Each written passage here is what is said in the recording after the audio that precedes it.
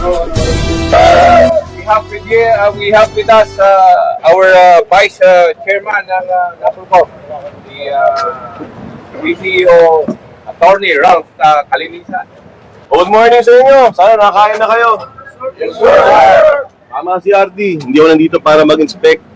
Nandito ako para mangamusta sa inyong lahat. Para makita kung okay naman kayo. Alam ko napakahirap ng buhay ng pulis. Ang magagawa ko na lang ay dumalaw sa inyo at para mangamusta sa inyo.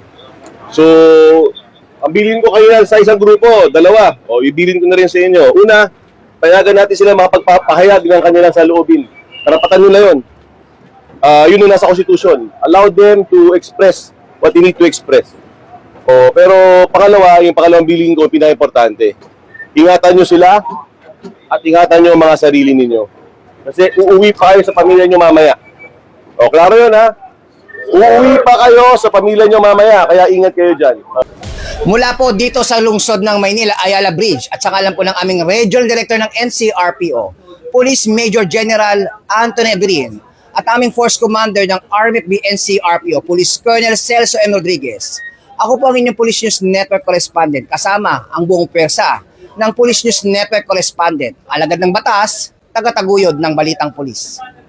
Police News Network, alagad ng batas, tagapagtaguyod ng balitang pulis, sandigan ng mamamayan, patnubay ng katotohanan.